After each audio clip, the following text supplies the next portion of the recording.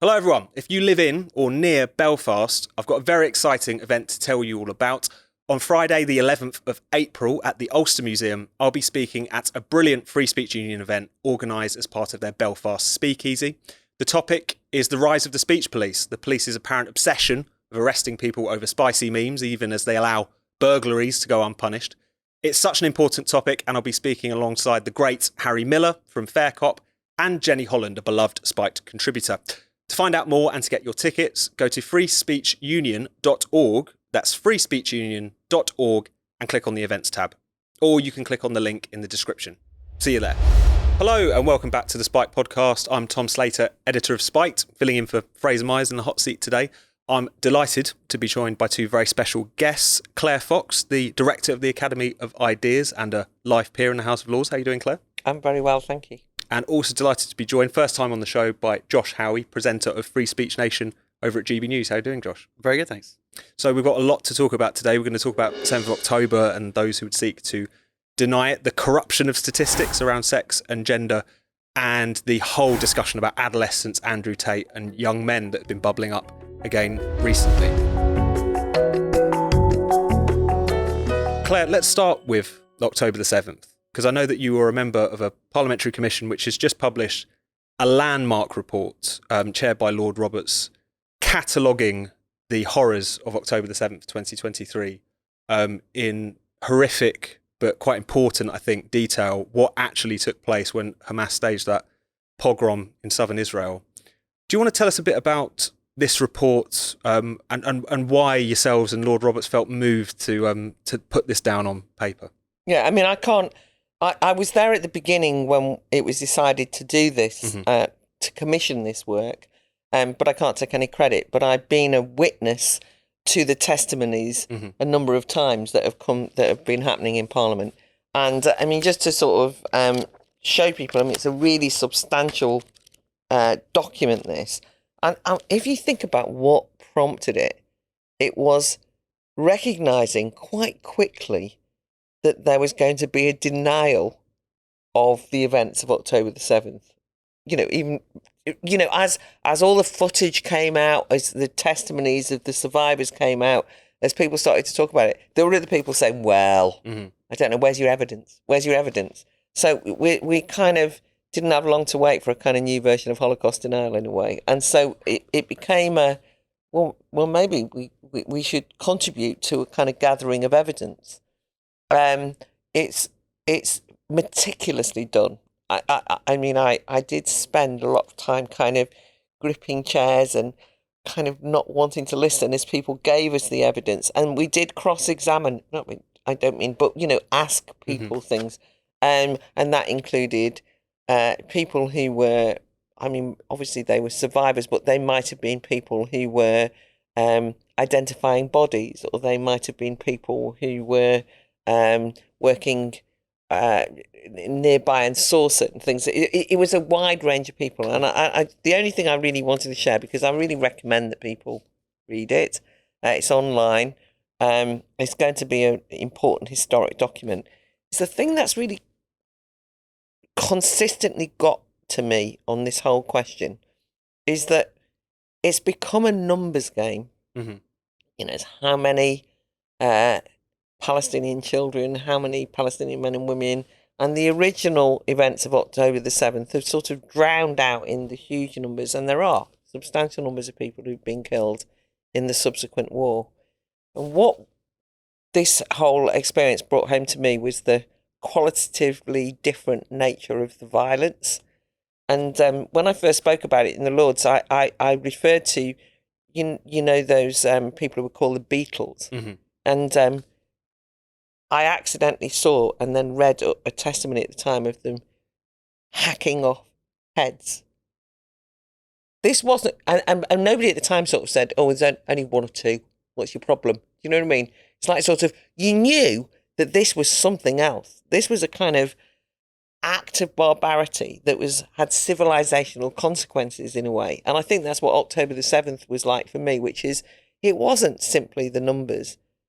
It was the driving force of hatred of Jews and so on and so forth that have been well discussed every time we were there as witnesses, we really got that. And it in very cold, dispassionate testimonials, that is what you feel. It's absolutely disconcerting.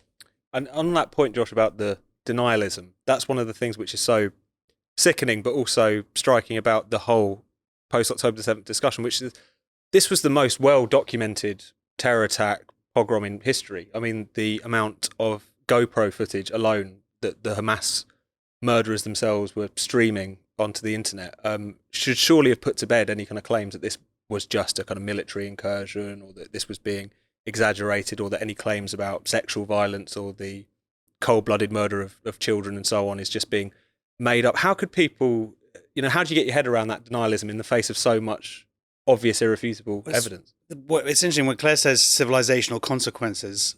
That I think that is actually what applies more, because that act of barbarity almost exists outside of what we've seen over here. And the civilizational consequences is this denial of truth, this denial of that barbarity is almost, that's what has consequences arguably for this society that we live in. Because I mean, I'm sure obviously there are reports in Israel into what happened, but the difference over there is it's a very small country. Everybody knows somebody who was either kidnapped or murdered or was there on the day, and they have the eyewitnesses and the conversations between each other. For us over here, it's very difficult. I think it's difficult for anybody to really digest that barbarity and that violence, because it seems like it's something that belongs in the cinema or some horror film, whatever. And so I think there's partly just the squeamishness of us as human beings, thinking that we live in a very sort of protected moral society, which just and we don't want to think that that's how close we are to hell in a weird way. Yeah. We don't want to deal with that. I think as well, because I've emphasised, I suppose, what got me. But what's very important about documents like this is, it's the meticulous nature of the planning that went into this. Absolutely, yeah. There's detailed maps of who was where, when, what happened at what time. I mean, it's actually, in that sense, it's a document of historic importance, not because it tells heart-rending stories that, in a way, can just become heart-rending stories. I simply wanted to emphasise the nature of the violence was something else. And as you've picked me up on this, Josh, but you're right, which is, I thought everybody would see that. And then when you actually talk to people and they say, well, there's those people, but what about these people? And you think, oh no, have you not?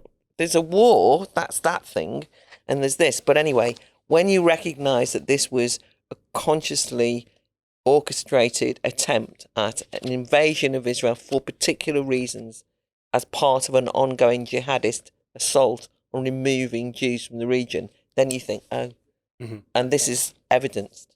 Yeah, I mean, I think that's the other hard thing for people to understand is, and I think that's probably just that covers the entire region or Western discourse of that region, is we, through solipsistic means, we kind of apply our morality to Hamas and the people who partook in this attack. So you're kind of thinking, oh, well, we try and put our own moral values. Well, they're doing it because they want freedom, or they're doing it to resistance or decolonization, whatever it is, whatever excuse you want to call it, but people can't grapple with the fact that, no, it was religious violence is what drove them. And when you watch the videos, it's people shouting the Allahu Akbar and reveling in the barbarity, because they believe that that's what's going to send them to heaven. And that seems to be the bit that's lost so much of it when you're trying to talk about it, is we can't apply our kind of our morality of what a war is or what resistance looks like. We sort of think it's going to be, if the Germans invaded and we were sort of all hiding in barns, and then we would come out and together and dispatch the Nazi patrol or whatever it is. These ideas, it's a totally different thing. It's a religious war for them. And that's a hard thing to understand, because if you're not religious, certainly in that way, then you can't put yourself, empathize with their position at all. And it's so abundantly clear that what fueled and turbocharged the horrific, almost like apocalyptic level kind of violence and depravity of that particular day is also what turbocharged the denialism, obviously. I mean, it's the fact that the reason that there is such a thing as Holocaust denial, and it's something that, you know, always kind of raises its ugly head on various different sections of politics from one time and another, and also the fact that we did see almost instantly this kind of new form of Holocaust denial in live form on social media in the wake of October the 7th, really speaks to the core kind of anti-Semitic component of this, Claire, something which, you know, even when confronted with a scale of Jewish Israeli suffering on such a impossible to kind of grasp level, people still felt the need to deny it. They still almost couldn't accept that Jews would be victims, even if they're children, elderly Holocaust deniers, and so on. I mean, should this really be a wake up call, you know, about our own societies and the willingness of people to believe these kinds of denialist, anti-Semitic myths about this conflict? I mean, absolutely. I think it has been a wake up call in many ways, but we three can notice that not enough people have woken up. And so that's disconcerting. I think what we've got is the normalisation of that combination, which Spiked have been so brilliant at documenting, I have to say, of this is what decolonisation looks like. Woke, I hate that phrase, but, you know, that side to it, with then the religious in the sense that, you know, the ideological politicisation of a religion around Islamism, as expressed by the people who actually perpetrated the crimes on October the 7th and their supporters and hangers on over in different European countries. And what, of course, has been disconcerting is that when that open support Hamas cheerleaders is happening over here, the sadly progressive left, the identitarian left, have said, well, it's understandable. Yeah. I mean, after all they've been through. So October the 7th is now treated like a border skirmish. You know, well, these things happen, don't they? And that is something which has to be changed. And I think is worth fighting for, that October the 7th is not just part of an ongoing conflict in the region. And that's why I suppose this document's important. This episode is sponsored by Shopify. One of the best things about being your own boss is the freedom that it gives you. You get to decide what to work on and how to set up your schedule, all while growing something that's truly yours. That sense of independence is great, but starting your own business can also seem pretty daunting some of the time. Luckily, there's an easy way to make that happen, to make that first step, and it sounds like this. That's the sound of a new sale on Shopify, the all-in-one e-commerce platform that will help you start and grow your very own business. Whether you're selling retro glasses or handmade baskets, Shopify makes selling online and in person hassle-free. Shopify gives you complete control over your brand. You can customize your online shop to reflect your style, connect with new customers, and keep them coming back. And once those sales start rolling in, Shopify makes getting paid effortless by instantly accepting all payment types. But it doesn't stop there. Shopify helps you sell everywhere, whether it's through your online store, in person, or on social media platforms like Facebook, Instagram, and TikTok. And with its easy-to-use central dashboard, you can manage everything from orders and shopping to payments and customer insights anytime, anywhere. It's time to get serious about selling and get Shopify today. Sign up for a £1 per month trial period at shopify.co.uk/spiked, all lowercase.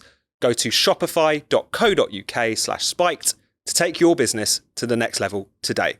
That's shopify.co.uk/spiked.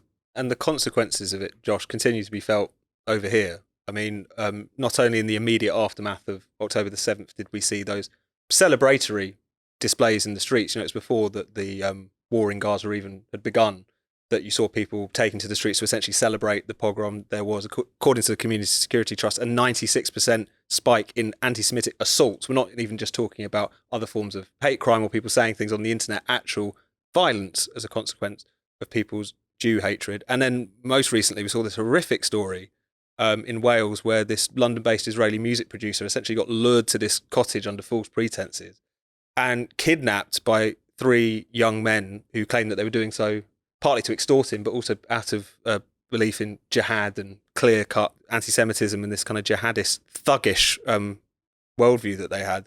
I mean, why are people ignoring the evidence of their own eyes, even in their own country, let alone in the Middle East. I think people's identities are too much wrapped into, and their morality is like Israel and Jews are bad, and the Palestinians and the Gazans, Hamas, and that is all that they to kind of really to accept any collateral damage, any anti-Semitism, as in this example, would be to kind of be drawn deeper into the truth of what's actually going on.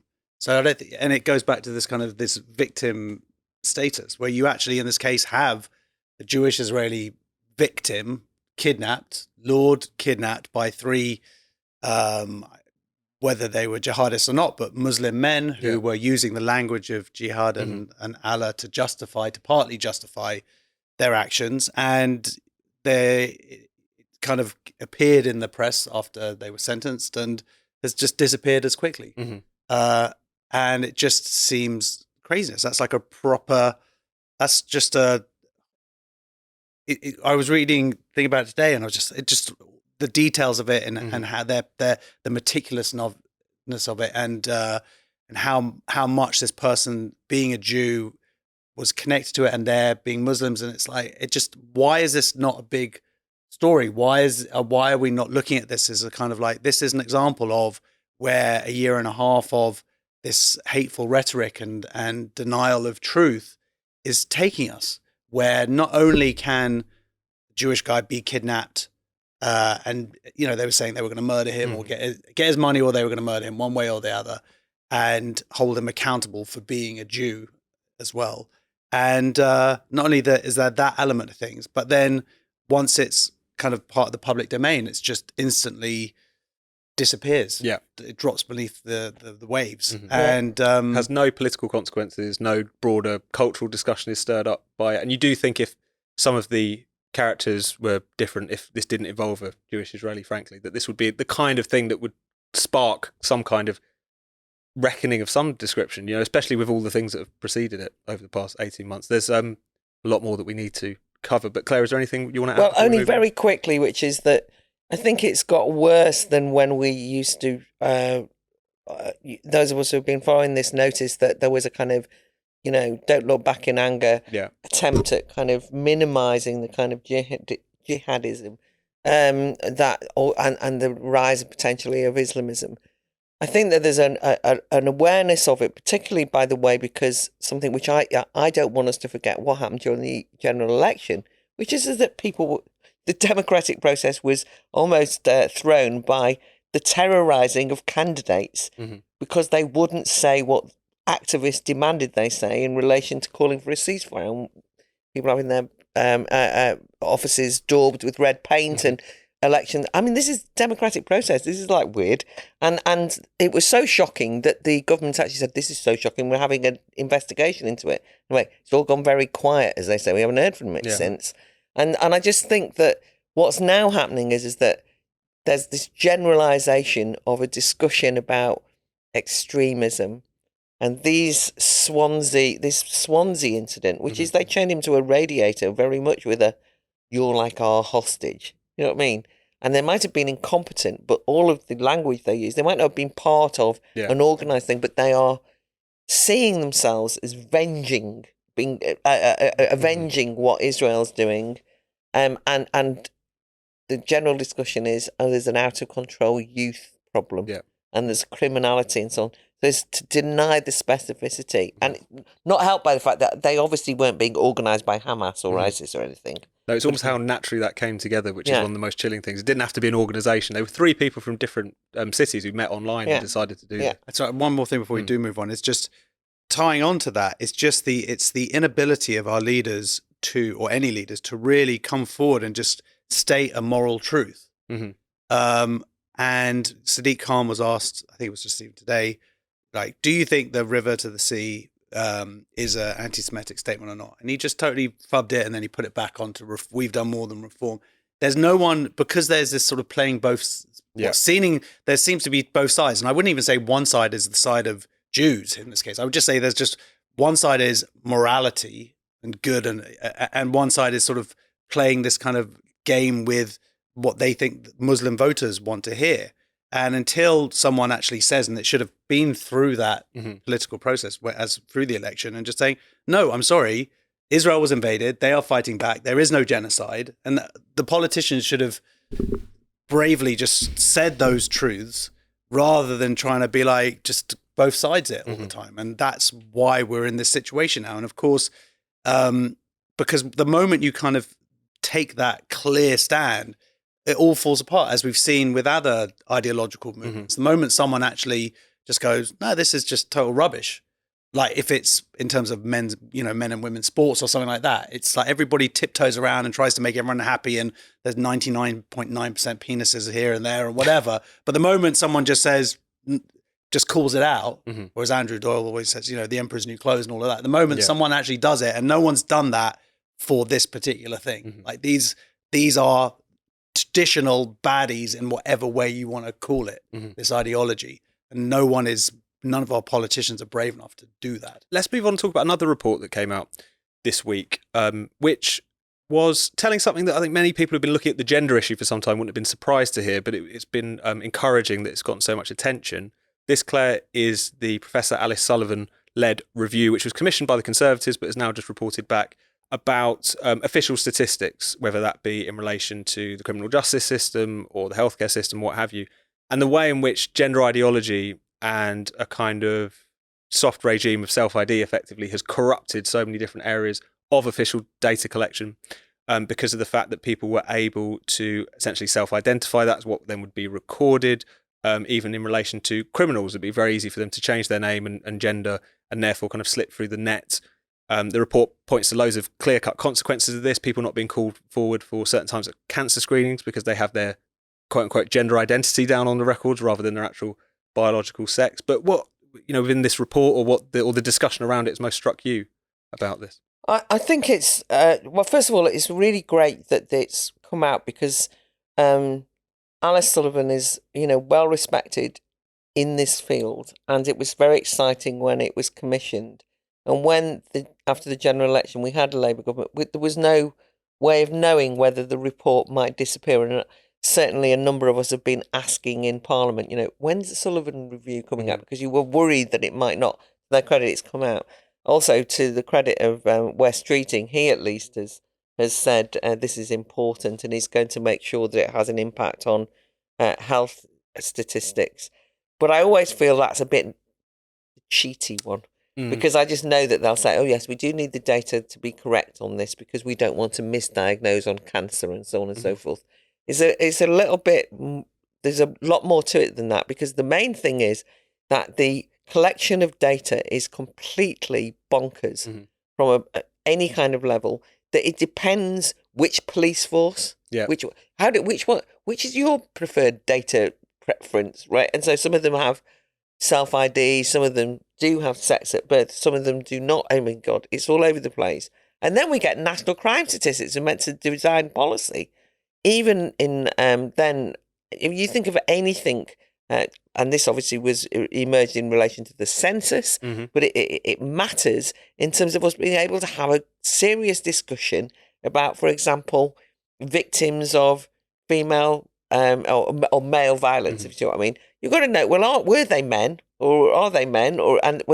There's very well documented cases where there's been media panics over the past. Radio 4 indulged in one where they said there was a big spike, this was some years ago, a big spike in women as sexual perpetrators. And the truth is, they then admitted that they didn't necessarily use the category woman in the sense of biological sex.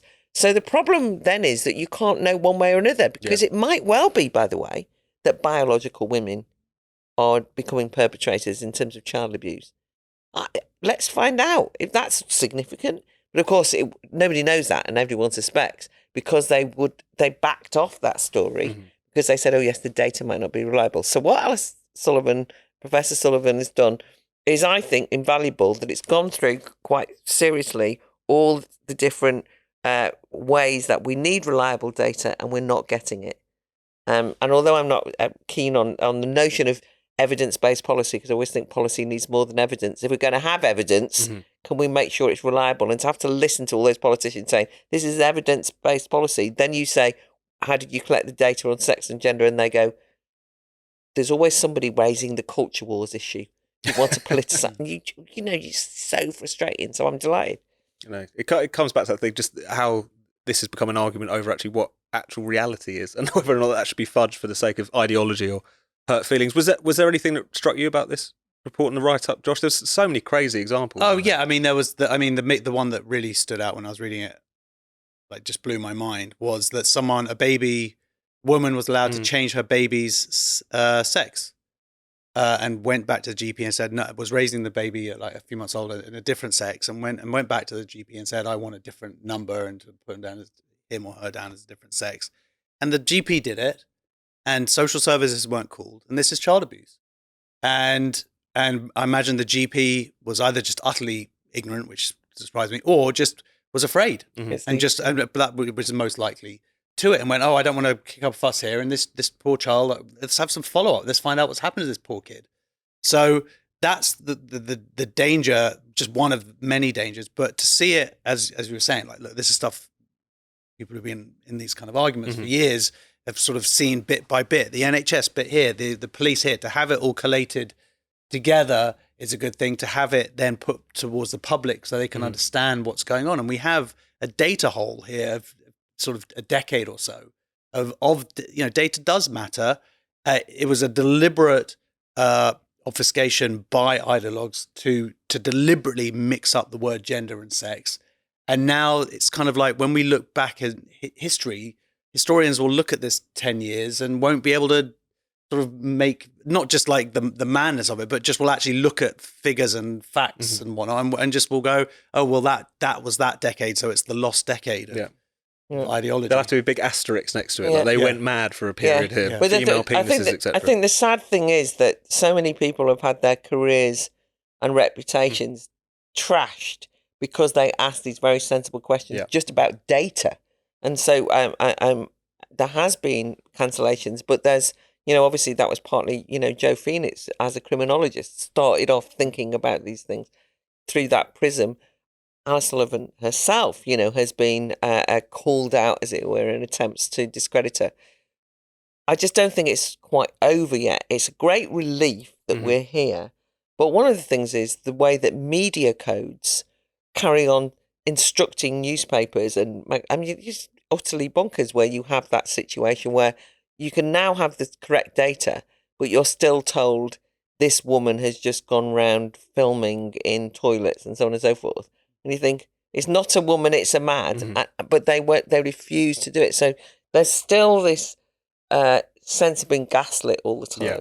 And I think it's worth noting that at the heart of the system, in civil service, in Whitehall, in all of these places, these people actively pursued this policy of confusion around data because they argued for evidence-based policy and then tried to distort what the evidence said. And it's not just that people not being held to account. It's that it's still going on. The government hasn't come out and said, "Oh, this is terrible. We're going to fix this." Exactly. That's the other. We have accepted the report, etc., etc. From bureaucrats, they're not actually acknowledging. It could disappear. This report. Yeah. And it's so exactly. This stuff is still going to continue. So maybe it's another 10 years until they finally actually get on top of it. Yeah, hopefully they will at some point. Another thing that seems to be really energising political debate this week is the question of young men and what's gone wrong with them, in inverted commas. So this is a discussion which has really kind of centred on this new hit Netflix series, Adolescence, telling the story of a boy accused of stabbing a schoolgirl at school, based, I believe, on a horrendous stabbing that took place in South London not too long ago. And as I understand it, I haven't seen it. I understand you do, Claire, so you'll have to fill us in on the details. But the series itself kind of touches on these issues that have been doing the rounds for some time about the manosphere, these kind of online incel and misogynistic influences, and so on. Obviously, the two words that we can never escape, Andrew Tate, seem to constantly float around this particular discussion.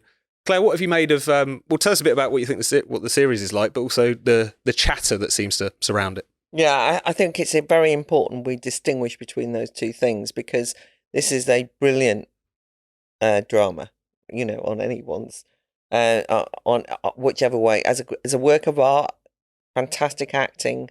There's this one take filming, but it is, incredibly impressive that anyone's gone through that, and it's insightful, it's perceptive. I don't know how they pulled it off, and there's kind of like an emotional wreck at the end of it. But having said that, it was also so human, and I understood things that I hadn't understood before. It's what art does, right? Mm-hmm. And it's this tragedy of a young boy, and it's not a question of giving the end away, but a young boy being accused of this terrible crime and the impact that has on his family, on his school, on everything. What does it all mean is what they ask.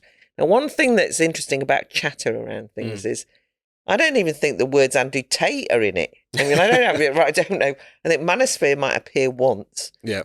Incel definitely appears quite a bit, but it's the kind of revelation where kind of like the police officer who's got a son at the same school as the boy starts, discovers what emojis stand for, and it's like, oh, and the son, it's the son who says, "Dad, you're making the right fool of yourself here. Mm-hmm. What you've got to do is look at his Insta page, and then you'll see that he's been." So it's slightly more complicated than the debate around it. One thing I've really objected to is that it's now being said that this should be sent into every school because it will help every, and obviously you think, well, you didn't say that about that fantastic docudrama, but that drama about the grooming gangs. Mm-hmm. I mean, the actual drama of the three girls. I mean, that was the most, at the time, that completely blew my mind. And they didn't recommend that we showed it in every school, or maybe we should have done. But on the other hand, I kind of think we shouldn't because they're dramas and people can watch them. And so it's been turned into a political issue, and we can discuss that. But by both sides, that's what I was going to say. Because then we've got people who say, don't watch it because it's propaganda that white boys are the problem. And this is based on a true story, which we're not sure if it is, by the way, of a terrible incident, murder. And he was black, so why isn't he black? It's like, oh, for God's sake, everybody. I didn't even think about what colour he was when I was watching it. That's not really what it's about. And by the way, it is also true that the majority of people who live in the UK are white. And so therefore, you're allowed to have a drama with a white boy in it, and a white family. And it doesn't mean that it's saying that this is not a demonising in the way that people are implying. It's maybe what's happening where you don't quite know what your kid's doing in the bedroom. I know that we were thinking at some point about discussing lockdown this evening, and then we're not. Actually, one of the things that I thought when the parents at some point saying, we thought he was safe, like he was at home in his room. Thought at least he's not a bad lad out with the, scally going around. Obviously, what is he doing? Oh, getting radicalised, right? Or, being influenced. I actually thought about lockdown. The state forced all those teenage kids into their room. They weren't even able to go to school. I mean, and so I know it sounds silly. It seems to me that there is not a straightforward message in this drama, which is one of the reasons why it's brilliant. And it makes you think about all sorts of things, not least by the way that the school scenes, which are absolutely stupendous, made me really rethink a lot about how we do education. So I recommend it to everyone, and stop being ridiculous about saying, why is he white and why is he not black and why is this and all the rest of it. Everybody should depoliticise it. But on the other hand, watch it and have conversations with your mates and with your colleagues about what it implies. Do you think you can watch it with teenagers? Do you think? You've got about 18 children, haven't you? So this is obviously touching on your... It's not... Yeah, it's not... It's not graphic or anything. I mean, it might be hard because it's a bit like, oh, is that what you think? Maybe. No, I think They start to shift a bit nervously I in their actually chair. think you should. Yeah, Okay. I think you might learn something, and it's certainly the basis of a conversation. Just finally, Josh, to kind of focus on some of the chatter around this. I mean, obviously, everyone can agree that some of these influencers that we're talking about, whether we want to name names or not, are, horrendous, misogynistic. All of that should go without saying.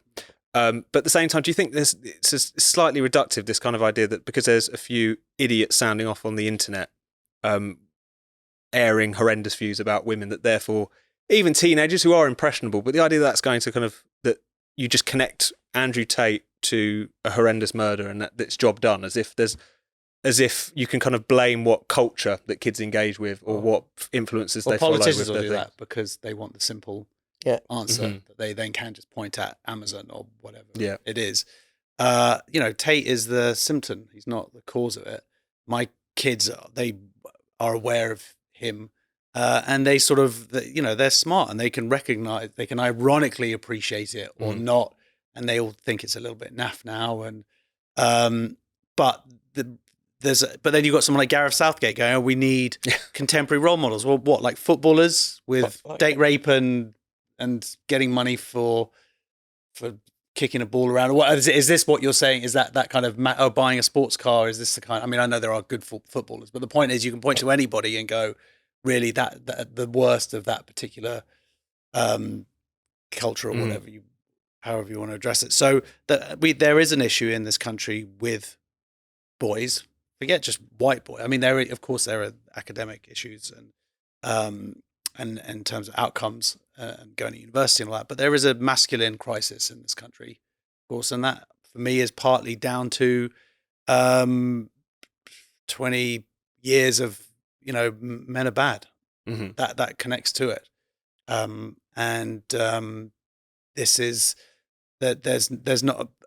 Actually, it ties down. It's not even just men are bad. It's like it's the denial of masculinity, because whilst we've had the denial of women being different from men, like this is what this movement. There was a sort of the sort of feminists of the last 10, 15 years are like, men and women are the same, and that's been like the sort of mantra. And it's like if anything that comes out of it in the next few years is this willingness hopefully to embrace that men and women are different, and have you can obviously doesn't mean that a woman can't do this or a man can't do that, but the point is there has to be some acknowledgement now that there are differences, and that those differences aren't something to necessarily be ashamed of.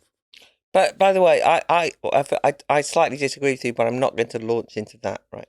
And that's a different discussion. No, I know, but it's just it was slightly complicated. But anyway, one of the things that's interesting in the drama, by the way, is that there's actually a discussion about, is this a crisis of masculinity? And the lad says, "Oh God, you're asking me about masculinity, and you're asking me about my dad, you stupid woman, because he's the welfare, or you're trying to misinterpret this." But I actually think one of the things I want to think about myself is, I do think things are difficult at the moment. We are getting lots of nihilistic incidents of young people, and behaving in ways that we haven't seen before. I don't think it's a moral panic. I think why are people wanting to kill people? And Axel Rudder Cabana is a good example, but there's been quite a number of them at the moment, and I do think that we have to have an honest approach. Of course, the politicians make me want to then say there's no problem at all, because they are now trying to ban phones in school. They're going to fine schools if they don't take phones away. They're going to use it as yet more online harms so that they can censor the web. They're going to now re-look at the Online Safety Bill, which is Act, which is already draconian, give Ofcom even more powers, and so on and so forth. And so rather than us having a mature discussion about if there's an issue and whether what are the reasons why there's young black kids killing young black kids with knife crime, but also not just confined to that, but that actually there's a broader, seems to be, alienation. I don't have the answer to that, but we're not going to find it by this over-politicised assault on young men and the crisis of masculinity. And when they say we need better role models, and I'm thinking, we're all meant to say Gareth Southgate's a saint, aren't we? Yeah. I just don't think he is. I mean, know what I mean? Like, I mean, the coverage at the moment is, have you read his speech? It will change everything. Don't be ridiculous. Thank you so much for watching the Spiked podcast. We'll be back at the same time next week. In the meantime, why not subscribe to Spike's YouTube channel and then click the bell so you're always alerted whenever there's some new content. Spiked is producing more videos than ever, from podcasts like this one to interviews to our series of polemics. You really, really don't want to miss out on it. Plus, to get your daily dose of Spiked, just go to spiked-online.com. That's our website at spiked-online.com.